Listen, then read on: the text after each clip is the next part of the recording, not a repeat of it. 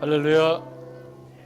자, 오늘도 우리 지체들 일주일 만에 만나는 지체들이 많은데요, 전우좌우 돌아오시면서 예배할 수 있어서 행복합니다. 한번 인사하겠습니다. 오늘도 건강한 모습으로 예배할 수 있어서 감사합니다. 비가 많이 내렸는데 오중에 또 이렇게 건강한 모습으로 만날 수 있는 것을 감사하면서 94장 주 예수보다 더 귀한 것은 없네 찬양하시면서 예배로 나가겠습니다.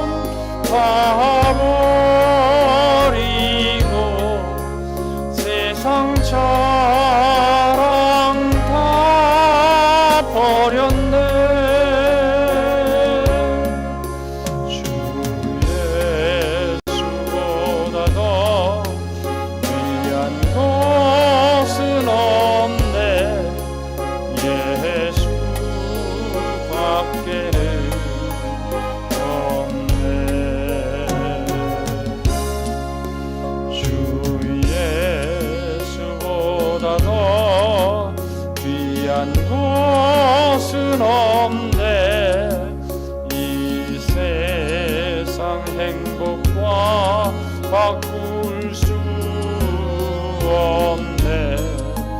유혹과 핍박이 몰려와도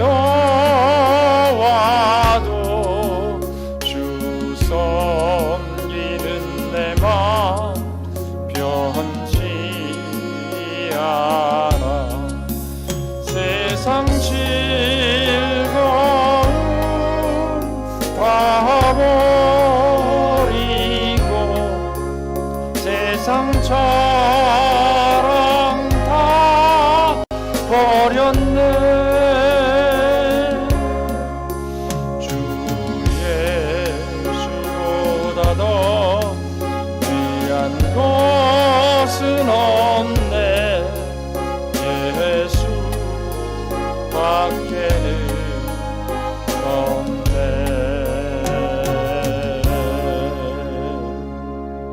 사도신경으로 우리의 신앙을 주님 앞에 고백하겠습니다. 전능하사 천지를 만드신 하나님 아버지를 내가 믿사오며 그 외아들 우리 주 예수 그리스도를 믿사오니 이는 성령으로 잉태하사 동정녀 마리아에게 나시고 본디오 빌라도에게 고난을 받으사 십자가에 못 박혀 죽으시고 장사한 지 사흘 만에 죽은 자 가운데서 다시 살아나시며 하늘에 오르사 전능하신 하나님 우편에 앉아 계시다가 저리로서 산 자와 죽은 자를 심판하러 오시리라. 성령을 믿사오며 거룩한 공회와 성도가 서로 교통하는 것과 죄를 사하여 주시는 것과 몸이 다시 사는 것과 영원히 사는 것을 믿사옵나이다. 아멘. 135장 찬양입니다. 속죄하신 구세주 내가 찬송하노라.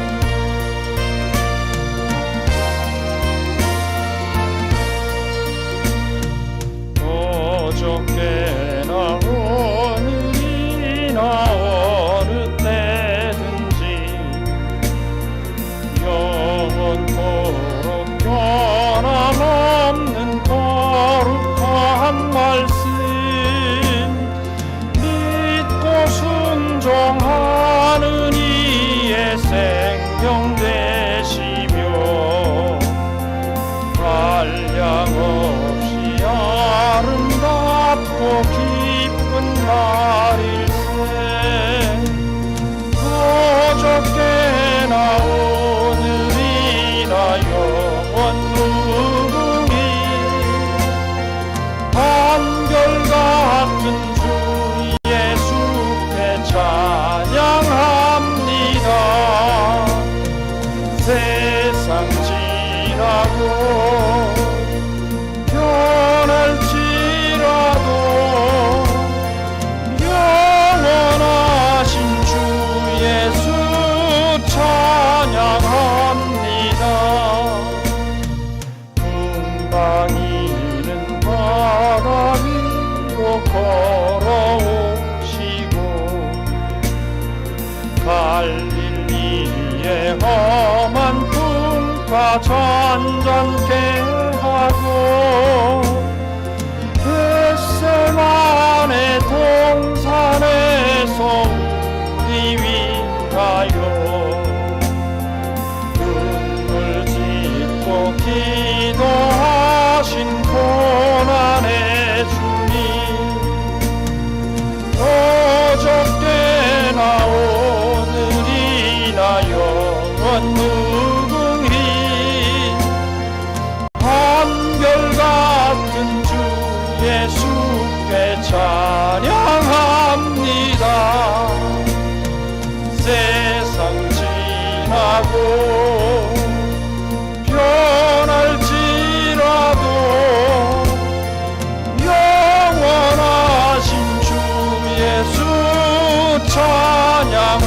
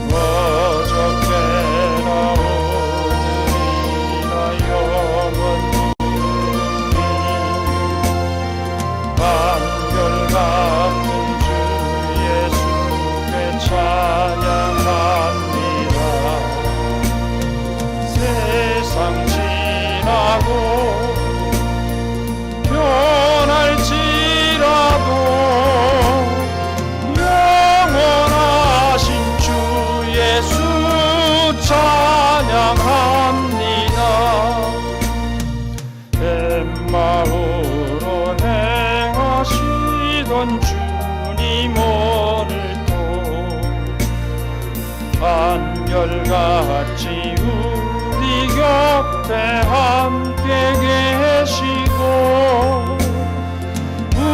우리들을 영접하러 다시 오실 때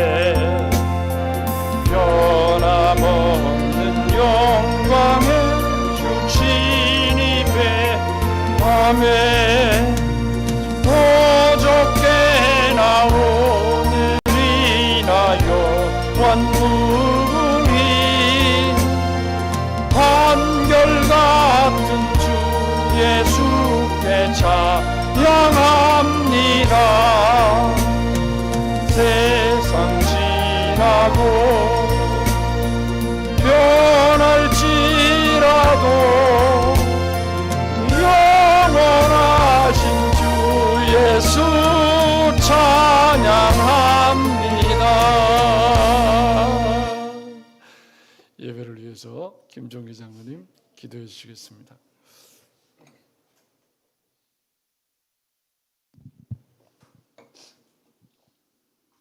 기도하시겠습니다. 허물 많은 베드로를 용서하시고 주님, 의심 많은 도마에게 확신을 주셨던 주님께서 아버지,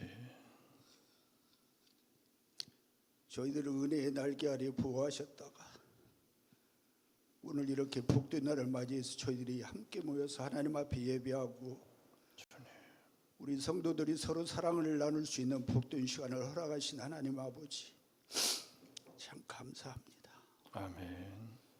저희들이 안고 일어섬을 하시고 우리의 생각이 깊은 것까지라도 통찰하시는 하나님께서 저희들의 한 주간의 삶의 모습을 다 아실진데 저희들이 주님의 귀하신 진리의 말씀과 거룩하신 영의 인도를 따라서 살아야 됨에도 불구하고 육신을 따라서 산 그러한 순간순간들의 삶의 모습이 얼마나 많이 있었는지요. 주님, 저희들이 참으로 주님의 귀하신 진리의 말씀을 통해서 주님, 하나님 아버지와 우리 주 예수 그리스도의 어떠하심을 알고 성령님의 인도하심을 통해서 우리가 확신을 가지고 주님을 따르는 그러한 믿음의 사람들이 되어줄 수 있도록 인도하여 주시기를 간절히 소망합니다. 아멘.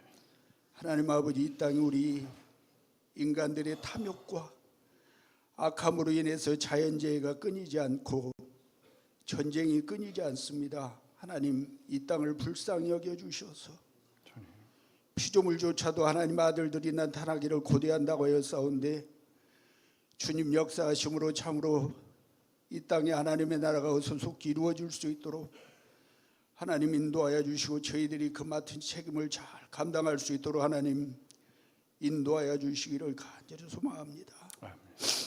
하나님, 우리 교회에 여러 노종들이 있습니다. 육체의 연약함이 많은 가운데 있는 살아가는 노종들을 하나님께서 불쌍히 여겨주셔서 어디에 있든지 그 연약한 육체를 주님 지키시고 영원한 하늘나라에 대한 그런 소망의 믿음이 그 안에서 더 강건해 줄 수 있도록 인도하여 주시기를 간절히 소망합니다. 아멘.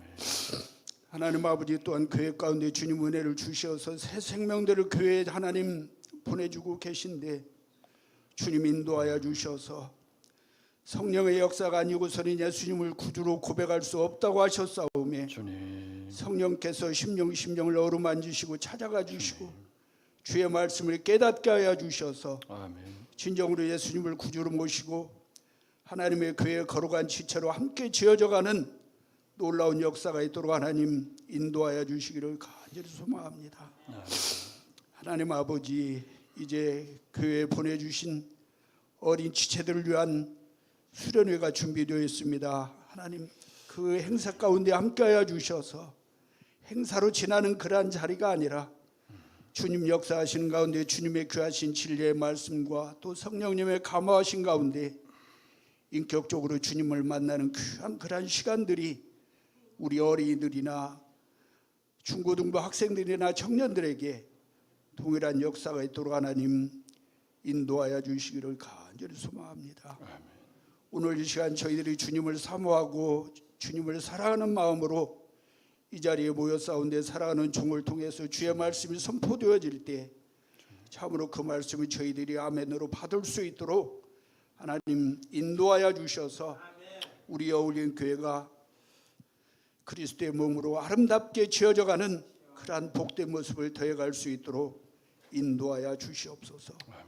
말씀을 증거하는 살아가는 종에게 힘과 능력을 더하시기를 간절히 소망합니다. 하나님, 여러 가지 형편에 따라서 오늘 이 자리에 함께하지 못하고 집에서 영상으로 또 어느 곳에서든지 주님을 깊이 생각하는 살아가는 지체들이 많이 있습니다. 그들 가운데 함께하여 주셔서 주님, 동일한 은혜를 누리고 주님을 깊이 생각하고 하나님께서 우리에게 그리스도 예수 안에서 베푸신 그 은혜와 사랑을 깊이 깨닫는 복된 시간들이 함께 이루어질 수 있도록 인도하여 주시옵소서. 감사하고 예수님의 이름으로 기도합니다. 아멘. 주님,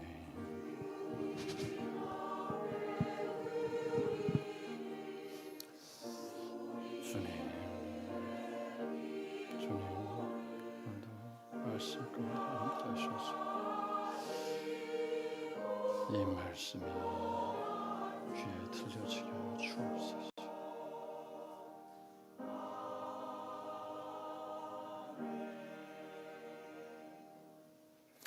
성경 말씀 사도행전 2장 14절부터 36절까지 교독하겠습니다. 사도행전 2장 14절부터 36절까지 말씀을 교독하겠습니다. 베드로가 열한 사도와 함께 서서 소리를 높여 이르되 유대인들과 예루살렘에 사는 모든 사람들아, 이 일을 너희로 알게 할 것이니 내 말에 귀를 기울이라.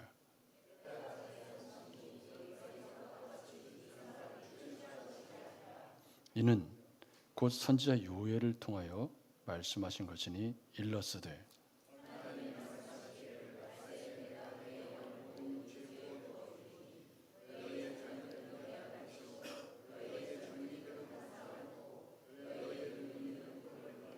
그때에 내가 내 영을 내 남종과 여종들에게 부어주리니 그들이 예언할 것이요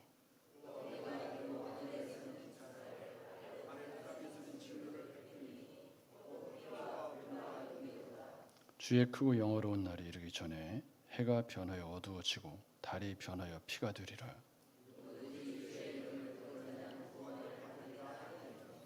이스라엘 사람들아, 이 말을 들으라. 너희도 아는 바와 같이 하나님께서 나사렛 예수로 큰 권능과 기사와 표적을 너희 가운데서 베푸사 너희 앞에서 그를 증언하셨느니라.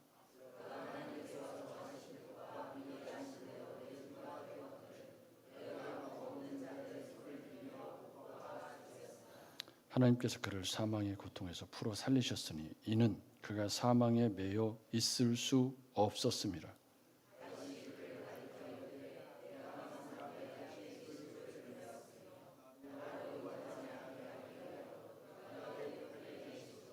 그러므로 내 마음이 기뻐하였고 내 혀도 즐거워하였으며 육체도 희망에 거하리니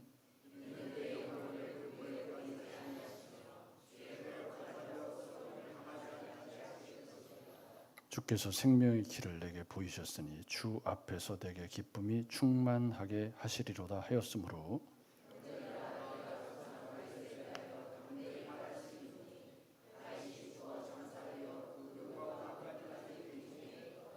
그는 선지자라.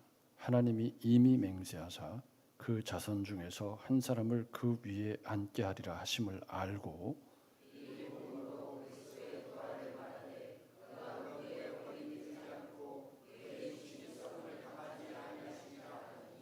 이 예수를 하나님이 살리신지라.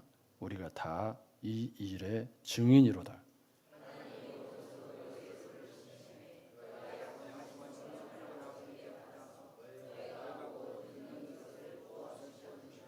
다윗은 하늘에 올라가지 못하였으나 친히 말하여 이르되 주께서 내 주에게 말씀하시기를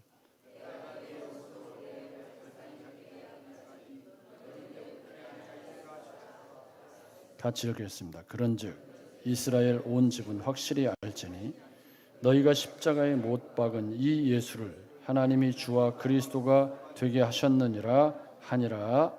아멘. 성가대 찬양으로 하나님께 영광을 돌리시겠습니다.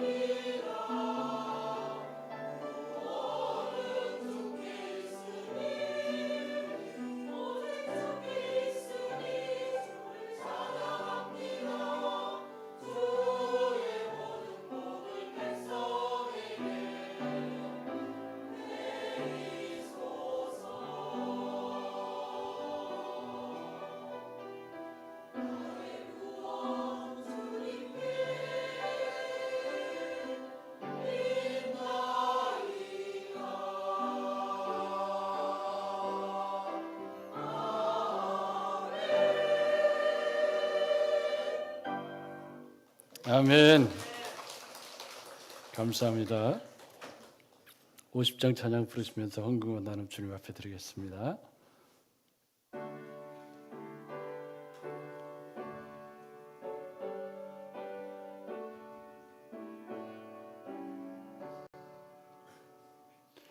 내게 있는 모든 것을 아낌없이 드리네.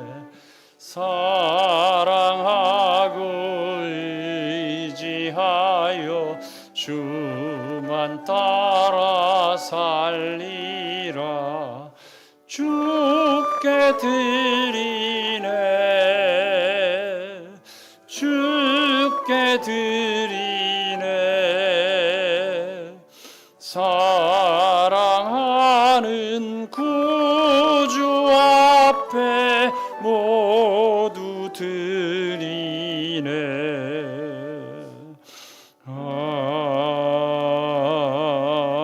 아멘.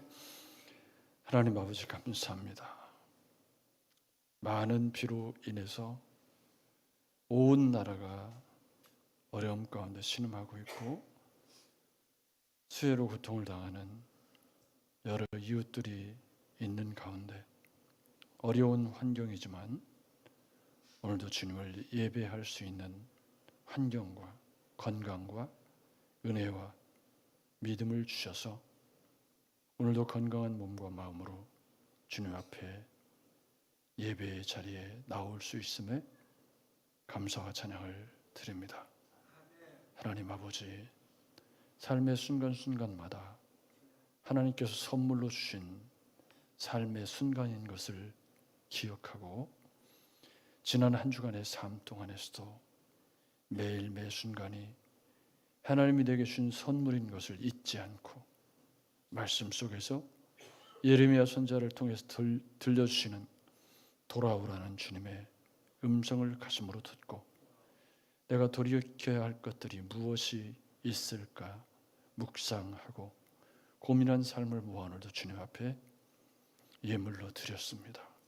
주님, 사랑하는 성도들의 삶이 담겨져 있고 마음이 담겨져 있는 마음의 할례를 행하고 마음의 묵은 땅을 기경하여 드린 귀한 물질인 줄로 믿사오니 사랑하는 성도들의 삶에 날마다 주님의 함께 하심의 흔적들이 보여지고 깨달아지고 경험되고 그래서 간증할 수 있는 믿음의 삶들로 저들을 축복해 주시옵소서. 하나님 아버지, 삶의 순간순간들마다 내가 주님의 부르심을 받은 증인인 것을 잊지 않고 혹시 내 말이, 혹시 내 언어가, 혹시 내 행동이, 혹시 내 물질 생활이 주님의 증인으로서의 삶에 누가 되지 않을까 마음을 쓰고 살아가는 귀한 종들 되게 하셔서 나를 통해 그리스도의 영광이 존귀히 드러나는 삶을 꿈꾸며 매일을 주님 앞에 드리는 축복된 그리스도인의 삶 되도록 은총 베풀어 주시옵소서. 혹 우리 가운데 몸이 아파서 또 비로 인해서 어려움을 당해서 또 사고로 인해서 고통을 당해서 힘들어하는 지체들이 있을까 두렵습니다. 무엇보다도 뜻하지 않은 교통사고로 참 어려운 시간들을 보내고 있는 양희금 집사를 기억하시고 아버지 하나님, 참으로 여러 가지 환경적인 어려움들이 있지만은 잘 견디고 이겨나갈 수 있도록 은혜 베풀어 주시옵소서. 오늘도 드려진 헌금에 축복하시고 아버지 하나님, 교회가 이 물질을 부끄럽지 않게 깨끗하고 정직하게 사용하는 어울림교회 되게 하시며 사랑하는 성도들이 귀하게 드린 이 믿음 보시고 저들의 삶을 축복하셔서 더 건강하고 아름다운 삶으로 주님께 영광 돌리는 귀한 가정들 다 되게 하여 주시옵소서. 우리를 구원하신 예수님의 이름으로 기도했습니다. 아멘. 제가 엘리베이터를 타는 집으로 이사를 했는데요. 그 엘리베이터에 이렇게 글을 붙여놓는 공간이 있어요. 근데 지난 주간 내내 어떤 글이 붙어 있었냐면 그릇이 제대로 놓여 있기만 하면 작은 비에도 그 그릇에 물은 고이게 마련입니다. 그 뒤에 글은 기억이 안 나고 앞쪽에 이제 그런 글이 이렇게 있는 것을 제가 타고 읽으면서 계속 저걸 사진을 찍어서 가져가야 되나. 근데 이제 제가 그 말씀을 기억을 하고 있었습니다. 그릇을 엎어놓으면 아무리 많은 비가 와도 거기 물이 담겨지지 않는 거죠. 마치 신앙생활의 원리와 같다. 여러분, 올바르게 놓여진 그릇은 시간이 지나면 그 안에 말씀이 차곡차곡 들어가서 그 말씀이 우리의 삶을 변화시키고 능력이 될 줄로 믿습니다. 한번 스스로에게 물어보십시오. 올바르게 놓여진 그릇으로 내가 살아가고 있는가? 오늘 우리가 고민해야 할 문제는 지난주에 이제 오순절 성령 강림 사건을 우리가 살폈습니다. 그죠? 그래서 성령이 충만해진 그런 제자들이 다른 방언으로 말하고 뭐 불의 혀같이 갈라지는 것이 있고 또 급하고 강한 바람 소리가 있었다. 오늘 물어야 될 질문. 그래서 뭐 어쨌다는 건데? 거기가 목적지가 아니라는 거죠.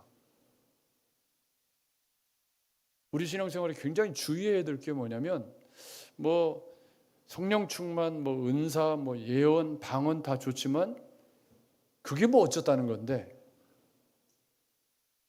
그것을 통해서 어디를 향해 가느냐가 더 중요한 거죠. 오늘 말씀은 바로 그 성령 충만이 어떻게 우리의 삶에 열매로 나타나야 되는가에 대한 아주 중요한 말씀입니다. 오늘 이 베드로의 설교, 오늘 우리가 읽은 이 말씀을 보면 베드로와 11 사도가 함께 있어서 소리를 높여 이르되, 잘 보십시오. 유대인들과 예루살렘에 사는 모든 사람들아, 그럽니다. 그래서 이 설교의 1차 독자가 누구냐면 유대인들입니다. 예루살렘에 사는 사람들. 근데 거기에 바데인, 메데인, 엘라민, 메소보다인, 유대와 갑바도기와 본도와 아시아 많은 사람들이 있었어요. 근데 이 설교는 그런 방언으로 된 설교가 아니고 누구에게 하고 있는 설교냐면 새술에 취했다고 조롱하고 있는 사람들, 거기 모여 있는 그 독자들에게 유대인과 예루살렘에 사는 모든 사람들아, 이 일을 너희로 알게 할 것이 내 말에 귀를 기울이라. 그래서 청중이 누군지를 명확하게 얘기해 주고 있고, 이게 다른 사람들에게 통역이 돼서 들렸을지는 성경이 이야기하고 있지 않아요. 아마 아닐 것이다 이렇게 생각이 들지만 어쨌든 거기까지는 얘기를 하고 있지 않고, 이 설교의 독자들이 유대인들과 예루살렘에 사는 사람들로 한정이 되어 있는 것이 굉장히 주목해야 될 부분입니다. 그러니까 성령 충만한 사건에 대한, 이 사건이 무엇을 이야기해 주는가에 대한 성령 충만한 베드로와 11 사도의 증언, 이것이 오늘 베드로의 설교입니다.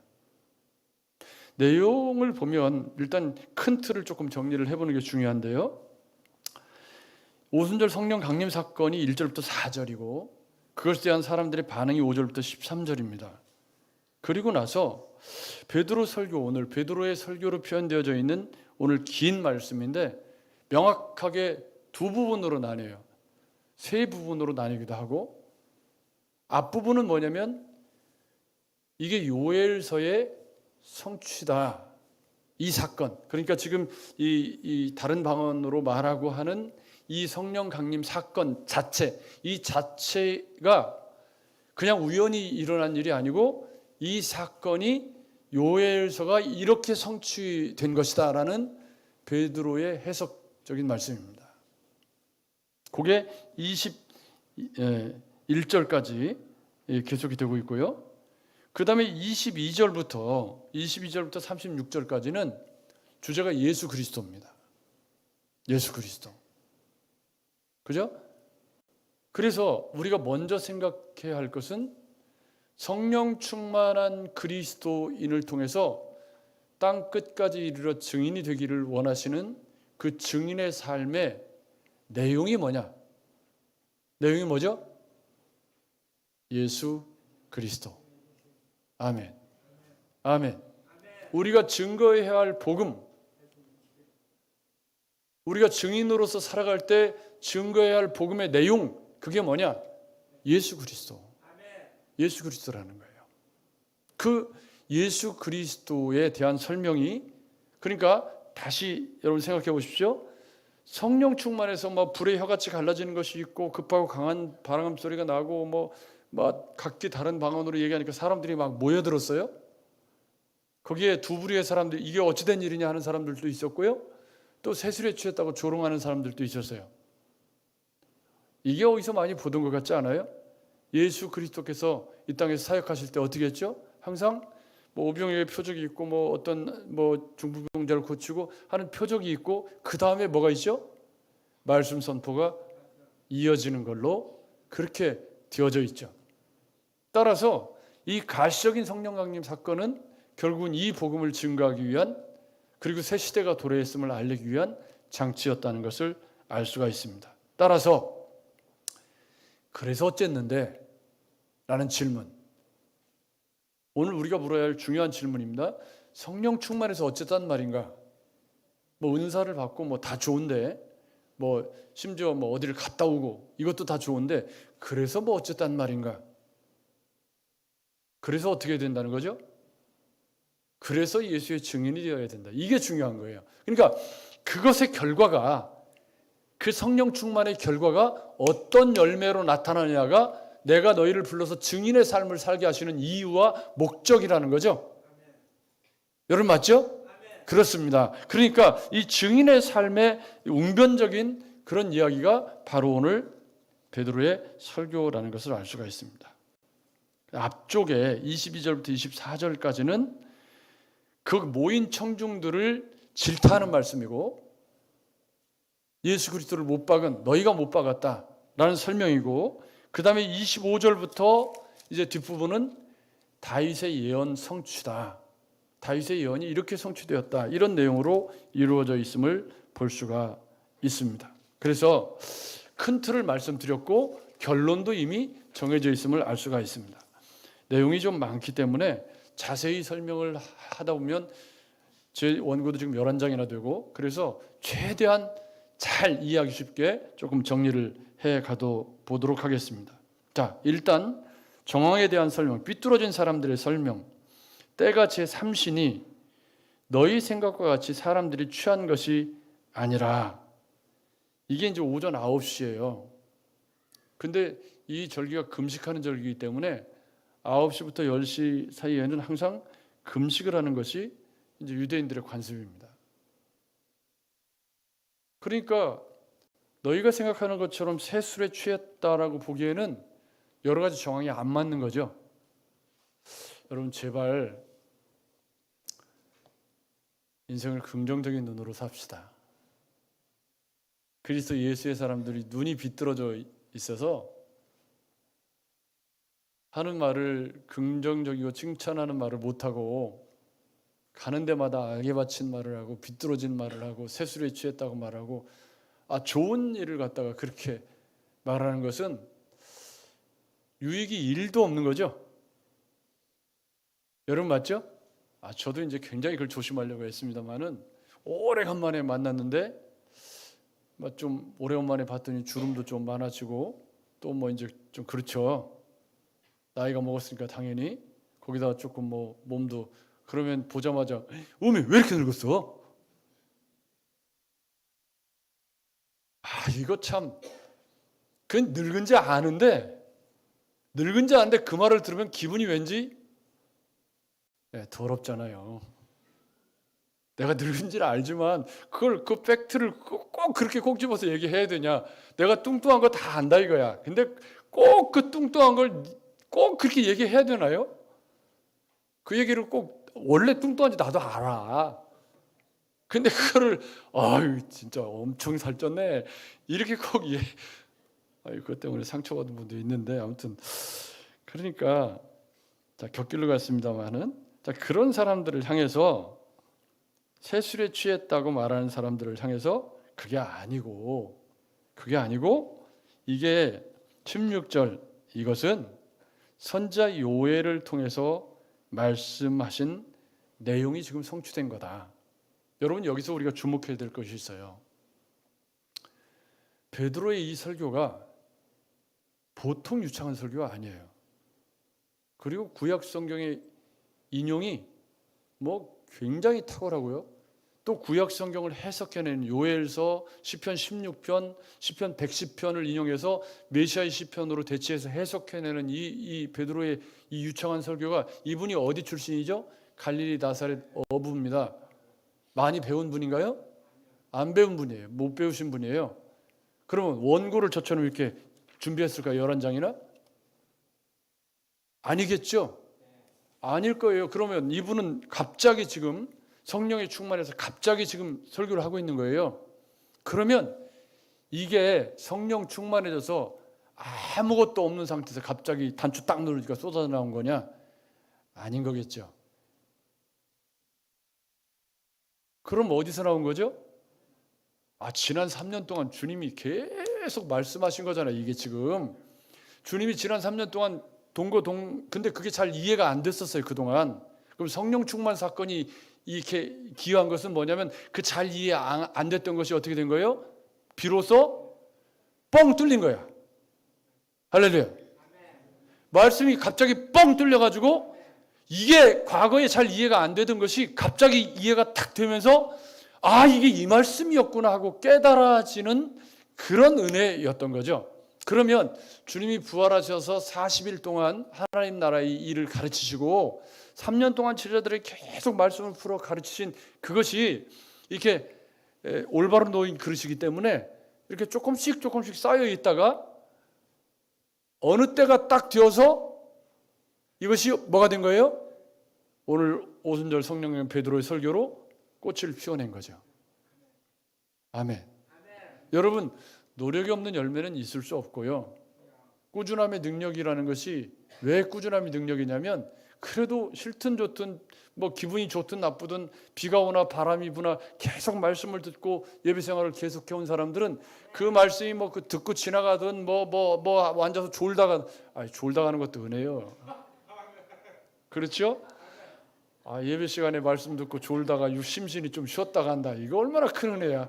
근데 너무 노골적으로 대놓고 조금 이제 조는 건 조금 제가 안 쳐다볼 거니까 걱정 마시고, 아무튼 피곤하면 이제 이제 주무시기도 하고 그런데, 근데 그래도 예배당에 와서 조는 게 어디야?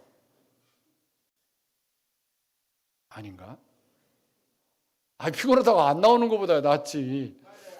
여러분 맞죠? 오늘 박자를 맞추시는 분이 한 분 오셨어요. 예, 얼마나 감사한지. 우리 교회에는 없는 박자를 맞추시는 분이 한 분 오셔서 이거 할렐루야입니다. 예, 박자를 잘 맞추시는데 감사하죠. 그러니까 이게 그릇이 똑바로 놓여져 있고 꾸준히 신앙생활을 계속하다 보면 어느 날 그게 꽃이 피우는 날이 오는 거죠. 그렇게 본문을 이해하는데 거기에 딱 도화선 역할을 한 게 뭐예요? 성령 강림 사건인 거지. 할렐루야. 이렇게 이해하는 게 맞다. 근데 그 성령 강림 사건을 통해서 무엇을 했느냐가 더 중요하잖아요. 여러분 맞죠? 여러분 우리가 성령 충만해서 무엇을 해야 되죠? 성령 충만해서 성령 충만한 성질 더러운 그리스도인, 이게 안 맞잖아요. 여러분 맞죠? 그러면 성령 충만한 성질 더러운 그리스도인이라면 예수 그리스도의 복음이 증거될 수가 없잖아요. 그러니까 지금 내용은 예수 그리스도라고 말했는데 그 예수 그리스도를 담는 그릇이 똥칠이 되어 있고 더러워서 가까이 갈 수 없는 그릇이면 사람들이 그 그릇에 가까이 갈 리가 없죠. 여러분 그렇죠? 예, 그러니까 우리가 그리스도의 향기가 되려면 옷도 잘 입어야 되고 좀 인물도 좀 잘 갖고 이렇게, 그것도 중요하고 내용을 뭘로 채우느냐가 중요하죠. 여러분 중요한 건 베드로의 이 설교가 그릇이 이렇게 바로 놓여가지고 거기에 빗물이 고이는 것처럼 주님의 말씀이 소복 쌓여서 이렇게 꽃을 피우더라. 이게 얼마나 중요한 일인지 모르겠어요. 여러분 맞죠? 우리 진원 형제가 오래간만에 왔어요. 아이고 이뻐라. 예. 그래도 비가 오나 바람이 오나 그냥 그릇 이렇게 들고 있으면 언젠가는 채워져요. 예, 그럴 줄로 믿습니다.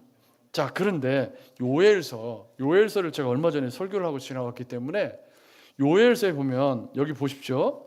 하나님이 말씀하시기를 말세에 내가 내 영을 모든 육체에게. 이 말세는 언제죠? 근데 오늘 이 요엘서에 보면 그 후에 이렇게 돼 있고, 여기 조금 표현들이 조금씩 다른데 베드로가 요엘서를 해석해 가지고 그 후에라는 말을 말세로 살짝 바꾼 거예요. 지금 우리 시대에. 근데 여기 모든 육체에 이렇게 돼 있는데, 이 모든 육체가 뒤에 설명이 되기를 그때 내가 내 영을 내 남종과 여종에게 또 모든 육체에게 부어주리니 너희 자녀들은 예언할 것이요 너희 젊은이들은 환상을 보고 너희 늙은이들은 꿈을 꾸리라 하면서 제가 이 부분을 설명할 때 요에서 부어준다라는 표현이 한꺼번에, 요즘에요 지난 마이산에 사진 찍는 미친 사람들이 거기 몰려든다고 그래요. 왜? 비가 억수같이 쏟아지면 마이산에 폭포가 생기는 때가 있어요. 그거 찍으려고 비 오니까 신났어. 근데 제가 이렇게 마이산에 폭포가 쏟아질 정도로 비가 오려면 들이 부어야 되거든요. 근데 그걸 찍어서 올린 사람들이 몇 사람이 있더라고요. 그래서 제가 그걸 보고 어떤 사람들은 비가 많이 와갖고 힘들어 지금 죽겠구만은, 나도 철없이 사진 찍으러 다니면 저거 찍으러 다녔겠지. 근데 여기 부어주리라가 바로 그런 뜻이에요. 마이산에서 막 비가 많이 와가지고 막 비가 쫙 쏟아져 내리는 장관이에요. 보면 진짜 장관은 장관이에요. 그게 마이산에 거기 물 고일 데가 없으니까 막 진짜 때려붙지 않으면 거기서 비가 쏟아질 수가 없거든요. 그런데 거기 물이 쏟아지는 장면 이렇게 담아놓은 걸 보면 진짜 멋있긴 멋있는데 나도 가고 싶더라고 하는 얘기고요. 그러니까 여기 부어준다는 말은 그런 뜻이거든요. 이제 요엘 선지자가 얘기한 거예요. 요엘 선지자가 성령을 폭포수같이 부어주는 때가 올 것이다. 말세 그 후에. 근데 여기 자녀, 늙은이 요것에 대한 설명이 뭐죠? 모든 육체예요. 그러니까 이 말은 늙은이, 젊은이, 뭐 남종, 여종, 이것은 모든 육체에 대한 부연 설명인 거죠. 그렇죠? 이 말은 어떻게 읽어야 되냐면 차별이 없이, 이렇게 읽으면 정확해요. 그러니까 남녀노소 뭐 빈부귀천에 차별이 없이 누구든지 예수 그리스도를, 여기 베드로 사도가 21절에 누구든지 주의 이름을 부르는 자는 구원을 받으리라. 아멘. 이 유명한 말씀인데 이게 요엘서를 인용했는데 사실 요엘서는 그렇게 얘기 안 했거든요. 근데 요엘서는 뭐라고 설명했냐면, 요엘서는 다르게 표현이 되어 있어요. 근데 이거를 베드로 사도가 모든 누구든지 주의 이름을 부르는 자는 구원을 얻으리라 이렇게 바꿔놓은 거죠. 그렇게 바꿔서 인용을 하면서 지금 이 오순절 성령 강림 사건, 이 불의 혀같이 갈라지고 뭐 급하고 강한 바람 소리, 이것에 대한 이 구약 예언의 성취가 요엘서에서 이렇게 말씀하신 것이 오늘 너희가 보는 사건의 현상적인 모습이다. 할렐루야. 그래서 이 예언, 꿈, 이상 뭐 이게 다른 말이 아니고, 이게 다 요엘서를 설교할 때 제가 뭐라고 설명했냐면 말씀이라고 설명을 했거든요. 이게 다른 어떤 특별한 다른 은사를 얘기하는 게 아니라 그것을 말씀이라고 설명을 했는데, 그것이 오늘 베드로의 설교에 녹아져 있는 말씀으로 구현이 되고 있는 거죠. 그래서 요엘서에서 이야기한 그 예언의 성취로 내가 지금 이 설교를 하고 있다, 이렇게 본문을 읽어도 크게 문제가 안 될 정도로 요엘서의 예언이 지금 성취된 결과가 오늘 이것이다 라고 이야기를 하고 있는 것입니다. 그래서 여기서 만민 혹은 모든 육체라는 말이 하나님의 구원의 선물을 받아들일 그릇이 뒤집어져 있는 사람, 그런 뜻은 아닙니다. 그렇죠? 하나님의 복음을 받아들일 그릇이 제대로 준비된, 그 준비된 영혼들에게 하나님께서 은혜를 폭포수와 같이 부어 주신다, 그런 얘기죠. 그래서 구약에 이 수많은 그 성령들이 존재했고 구약의 왕들, 사사들 혹은 선지자들 이 선별적으로 성령이 임했었어요. 그런데 요엘 선지자가 예언하기를 그렇게 선별적으로 임했던 성령이 누구에게? 모든 예수 믿는 사람들에게. 누구든지 예수 믿으면 구원을 받으리라. 그래서 누구든지 예수 믿는 사람들에게 성령을 부어주시는 시대가 온다고 예언을 했는데, 구약에는 이렇게 선별적으로 성령이 임했었는데 그 성령이 이제 모든 육체에게 부어주는 순간이 올 텐데 그때가 바로 지금이다. 그게 오순절 성령 강림에 대한 신학적인 해석이었던 거죠. 그러면서 말세에 초림과 재림 사이에 모든 육체에게 성령이 임하고 하나님을 아는 지식이 편만하게 될 건데, 여기 보십시오. 19절부터 21절에 내가 위로 하늘에서 기사를 아래로 땅에서 징조를 베풀리니 곧 피와 불과 연교로다. 주의 크고 영화로운 날이 이르기 전에 해가 변하여 어두워지고 달이 변하여 피가 되리라. 누구든지 주의 이름을 부르는 자는 구원을 받으리라. 이 말씀이 여기 왜 들어가 있을까요? 여기 뭐 징조에 관한 얘기가 갑자기 여기 왜 들어가 있죠? 여러분 성경을 읽으면서 이게 왜 갑자기 여기 왜 이 말씀이 여기 들어가 있을까요? 이게 지금 말세를 이야기하는 건데, 요엘서에는 어떻게 되냐면 여호와의 크고 두려운 날이 이르기 전에 해가 어두워지고 달이 핏빛같이 변하려니와 누구든지 여호와의 이름을 부르는 자는 구원을 얻으리니 이는 나 여호와의 말대로 시온산과 예루살렘에서 피할 자가 있을 것이며 남은 자 중에 나 여호와의 부름을 받을 자가 있을. 이게 요엘서예요. 남은 자 중에 부름을 받는 자가 있을 것이다. 근데 베드로 사도는 그 말씀을 뭘로 바꿨어요? 누구든지 예수 믿으면 구원을 받으리라, 이렇게 바꾼 거죠. 이게 신학이 하는 일이잖아요. 해석이 개입된 거죠. 요엘서를 베드로 사도가 성령 충만해서 해석하기를 이 사건이 오늘 이렇게 성취되어서 성령 시대가 열려서 이제는 누구든지 예수 믿는 올바른 믿음을 가진 사람에게는 하나님의 구원이 임하고, 이 구원이라는 말 속에 뭐가 포함되어 있어요? 성령이 폭포수처럼 부어져서 성령 시대를 살아가는 은혜의 삶을 살게 될 것입니다. 이것이 첫 번째 베드로의 설교였습니다. 여기서 이 징조에 관한 말씀은 말세, 마태복음 25장을 생각나게 하는 말세의 징조들을 이야기한 것이죠.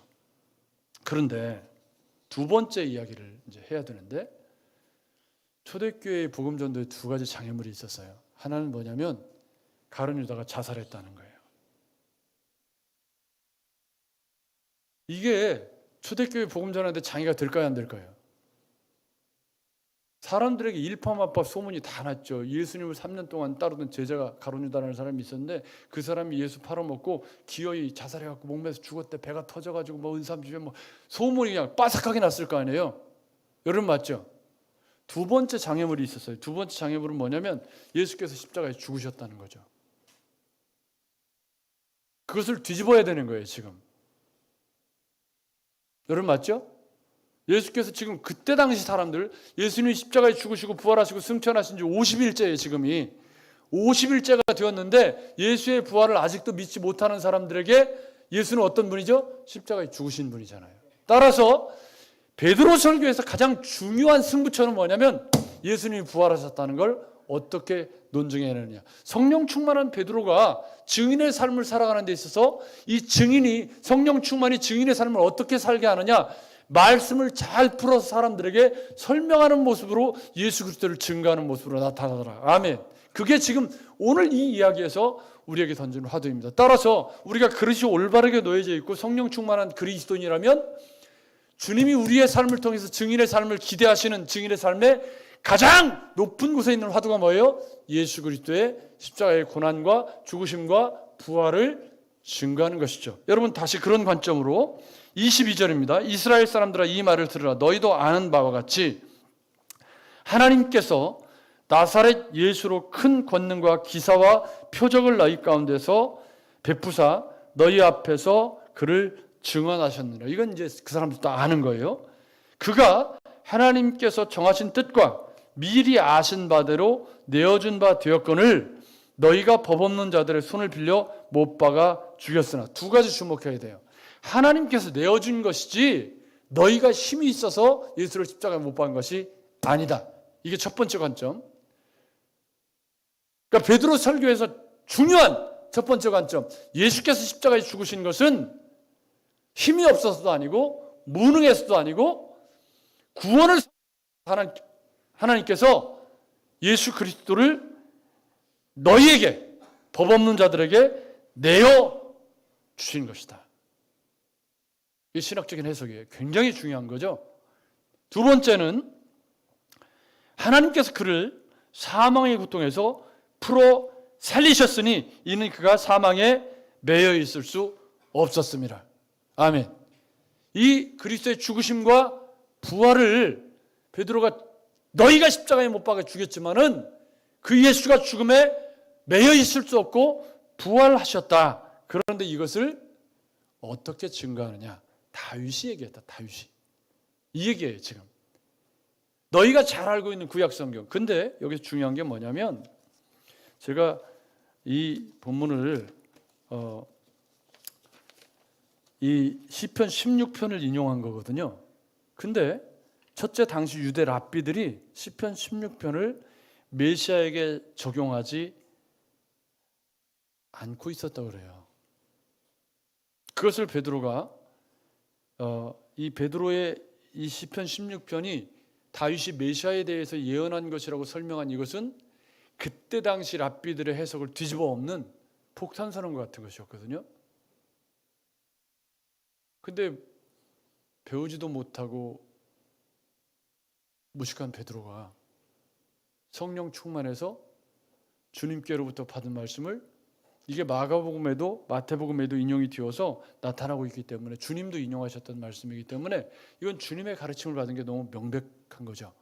그래서 그 시편 16편을 뒤집으면서 예수 그리스도의 죽으심이 어떤 민족 해방의 정열을 가진 유대 청년의 이야기가 아니라 하나님이 계획하시고 성경에서 예언된 사건이라는 것을 다윗의 예언, 시편들을 인용하면서 지금 베드로가 논증을 하고 있는 거죠.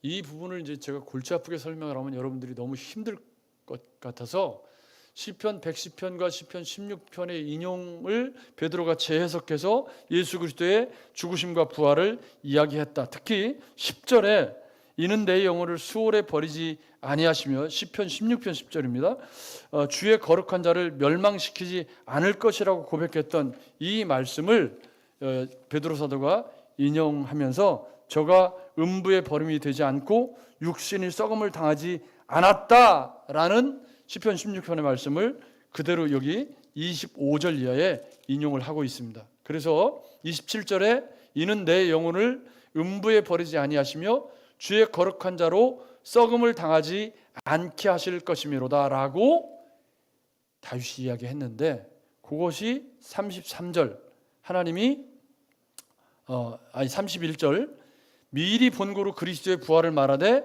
다윗의 해석이에요. 말하되 그가 음부에 버림이 되지 않고 그의 육신이 썩음을 당하지 아니하시리라 하더니 이 예수를 하나님이 다시 살리신지라 다 우리가 이 일의 증인이다. 여러분 33절 같이 읽어보겠습니다. 시작. 하나님이 오른손으로 예수를 높이심에 그가 약속하신 성령을 아버지께 받아서 너희가 보고 듣는 이것을 부어 주셨느니라. 아멘. 더 이상 정확한 설명을 할 수 없어요. 예수 그리스도께서 가시고 그분이 다른 보혜사를 보내신 요한복음의 정확한 해석적인 설명이 바로 33절, 그 예수 그리스도께서 가시고 지금 너희가 보는 성령을 부어 주셨느니라. 그리고 34절 35절은 예수 그리스도의 부활이 승리의 사건이라는 것을 다윗이 시편 110편에서 예언했다. 그런 내용입니다. 원래 이 설교를 사도행전 설교를 할 때 3번 나눠서 했던 부분인데 제가 그렇게 하기에는 조금 이 본문을 그렇게 하는 건 좀 옳지 않다 해서 이번에는 하나로 묶다 보니까 조금 양도 많고 내용도 복잡하고 그래서 좀 간단하게 정리를 했습니다. 결론입니다. 지금 오순절 성령 강림 사건에 대해서 처음에 베드로가 내가 너에게 설명을 하겠다. 근데 내용을 보니까 오순절 성령 강림 사건은 요엘서 인용 조금 나오고서 나머지 내용은 전부 뭐냐면 너희가 못 박아 죽인 예수 그리스도가 바로 메시아고 그분이 죽으시고 부활한 건 너희가 힘이 있어서가 아니라 구약 성경에 예언된 그 예언들이 그대로 성취된 것이다. 그래서 처음 질문, 성령 충만해서 어쩔 건데, 성령 충만해서 말씀을 깨닫고 그 말씀이 이해되어져서 그 말씀으로 누구를? 예수 그리스도를 힘있게 증거하더라. 아멘. 이게 오순절 성령 강림 사건이 우리에게 보여주고 있는 의미이고 우리에게 던지는 도전입니다. 그렇다면 우리가 이 땅에 예수 믿고 그리스도인이 되어서 더 깊이 더 자세히 알고 묵상해야 할 분 예수 그리스도. 아멘.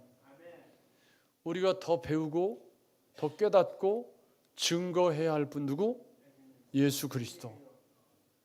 성령 충만하고 기도 많이 하고 성경 많이 읽고 뭐 부자가 되고 뭐 삶이 해주고 그래도 우리 삶에서 놓아서는 안 될 거 누구? 예수 그리스도. 그분을, 그러니까 지금 사마리아 온 유다 땅까지로 내가 너희를 증인으로 삼겠다고 했을 때 그 증인의 내용이 뭐냐? 예수 그리스도의 십자가의 죽으심과 부활을 증거하는 삶이라는 겁니다. 사랑하는 여러분, 내가 이렇게 했더니 복을 주셨다. 예수 믿었더니 마음의 평안을 얻었고 이러한 복을 받았다. 굉장히 중요하죠. 여러분 맞죠? 예수 그리스도가 내 삶의 주인이 되어서 내가 이런 어려운 상황 속에서도 이렇게 평안할 수 있고, 예수 그리스도가 내 삶의 주인이 되어서 그분을 믿고 내 삶에 평안을 찾았다는 것이 그리스도인들이 이 땅에 평생을 살아가면서 우리 주님이 성령 충만한 그리스도인에게 꿈꾸셨던 증인의 삶, 그 내용이라는 겁니다. 사랑하는 여러분, 또 한 주간 하나님께서 우리에게 선물로 주신 삶을 살아갈 때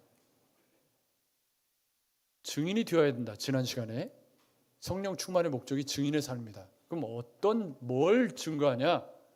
오늘 말씀에 예수 그리스도의 고난과 죽으심과 부활의 증인이 되어야 한다. 어떻게 증거해야 될까요? 어떻게? 물론 그릇이 올바르게 놓인 그리스도인은 어떻게 돼요? 시간이 지나면 내가 언제 어떻게 들었는지 기억이 안 나지만 말씀이 내 속에 들어서 역사에서 그 말씀이 내 입으로 증거되죠. 아멘. 본능적으로 그렇게 되는 거예요.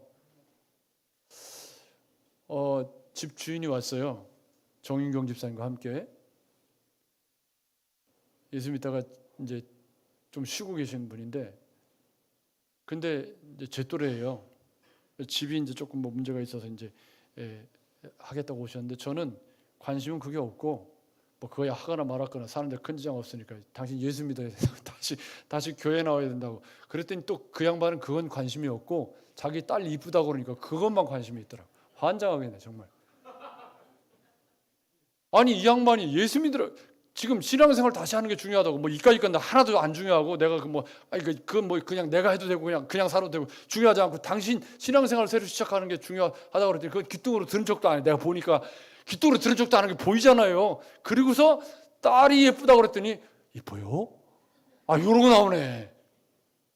누군가가 그러더라고요. 딸 봐보라. 그래서 이 양반은 온통 딸 관심밖에 없구나. 그걸 내가 알긴 알았는데 예수는 관심도 없더라고. 내가 볼 때 그 양반 그릇이 엎어진 것 같아. 네? 사랑하는 여러분, 예수 그리스도께서 그러나 내게는 우리 주 예수 그리스도의 십자가 외에 결코 자랑할 것이 없으니 그리스도로 말미암아 세상이 나를 대하여 십자가에 못 박고 내가 또한 세상에 대하여 그러하니라. 그러나 무엇이든지 내가 유익하던 것을 내가 그리스도를 위하여 다 해로 여길 뿐더러 또한 모든 것을 해로 여김은 내 주 그리스도 예수를 아는 지식이 가장 고상함을 인함이라. 아멘. 여러분, 성령 충만한 그리스도인이 가야 할 궁극적인 길은 증인의 길이고, 그 증인의 길에서 증거해야 할 건 예수 그리스도라는 사실을 다시 한번 확인하시면서 또 한 주간 하나님께서 우리에게 선물로 주신 한 주간의 삶을 살아갈 때 나를 구원하신 우리 주님이 나를 통해서 이 땅에 그리스도의 증인이 되기를 원하신다는 사실을 잊지 말고 기억하시면서, 그러면 반드시 따라오는 질문이 뭐예요? 어떻게가 따라오죠. 어떻게. 그러면 이제 삶이 복잡해지는 거예요. 어떻게 증거하죠? 말로 증거하려면 행동이 따라주지 않으면 말이 힘이 없어요.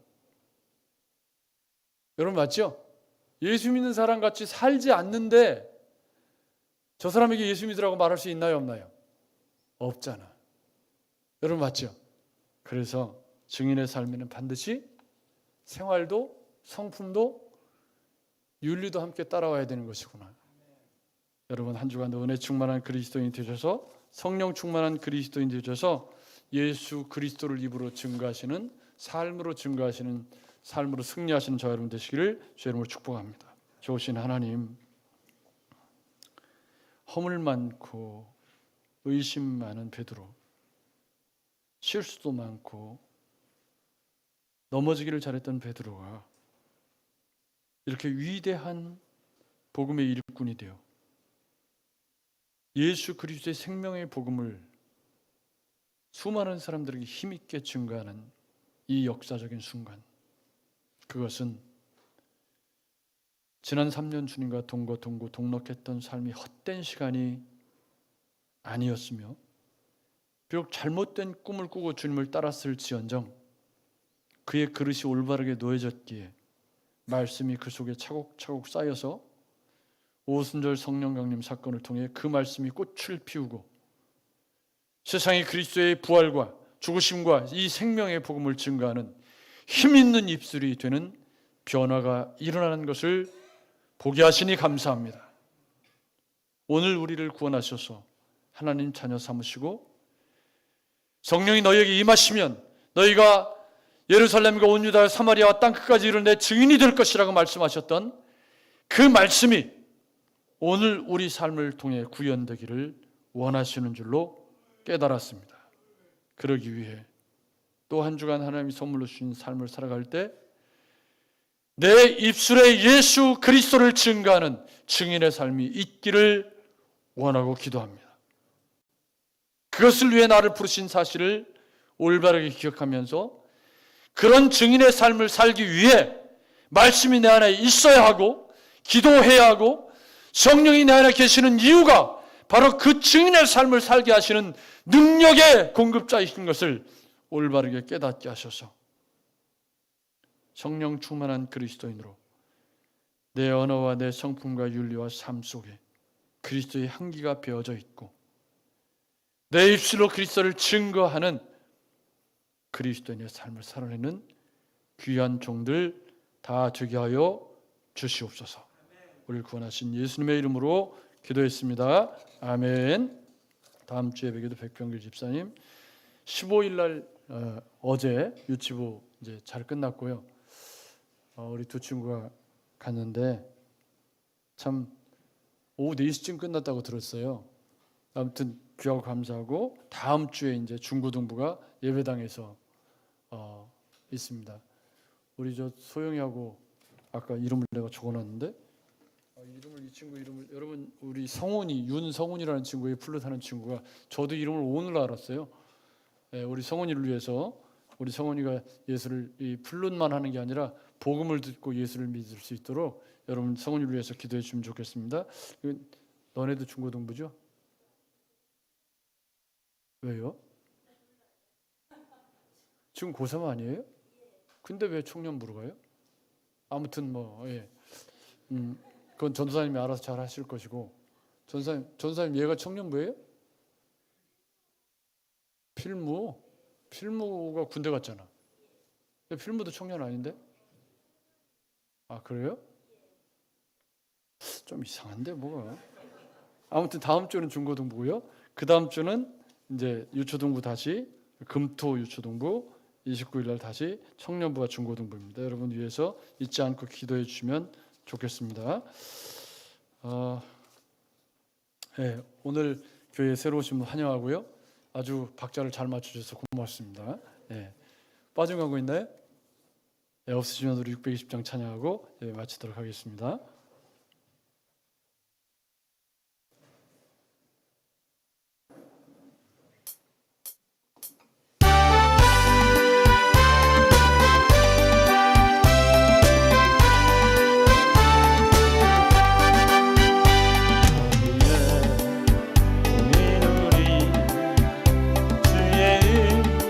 받은 자여 주께서 이 자리에 함께 계심을 아노라. 언제나 주님만을 찬양하며 따라가리. 시험을 당할 때도 함께 계심을 믿노라. 믿음 더욱 굳세라. 주가 지켜주신다. 어두운 밤에도 주의 밝은 빛 인도하여 주신다. 주님이 다시니 헤아리기 어렵더라도 언제나 끝 안에 내가 있음을 아노라.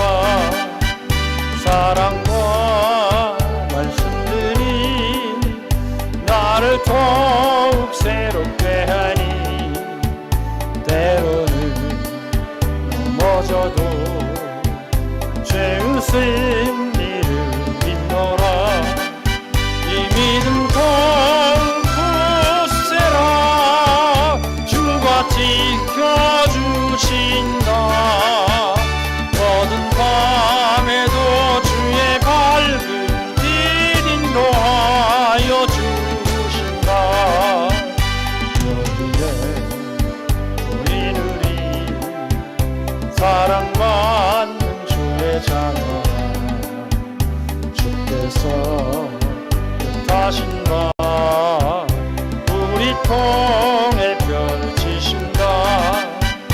고통과 슬픔 중에 더욱 주님 의지하오니 어려움 이겨내고 주님 더욱 찬양하라. 이 믿음 더욱 굳세라. 주가 지켜주신다.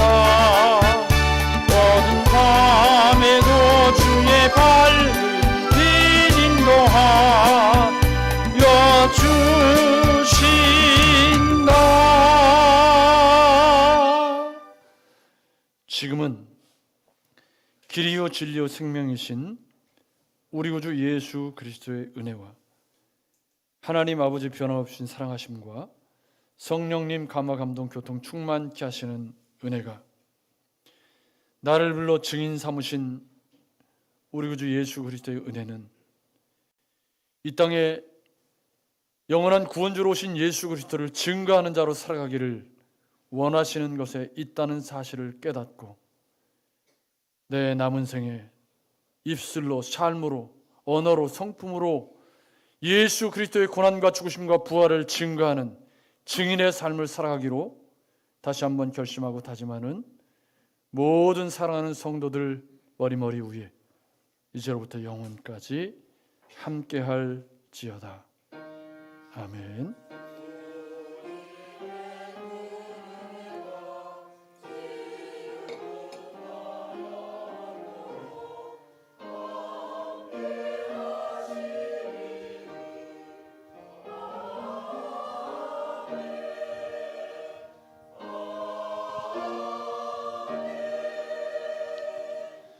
또 한 주간 성령 충만한 그리스도인으로 예수 그리스도를 증거하는 삶에 승리하시기를 주의 이름으로 축복합니다. 고맙습니다.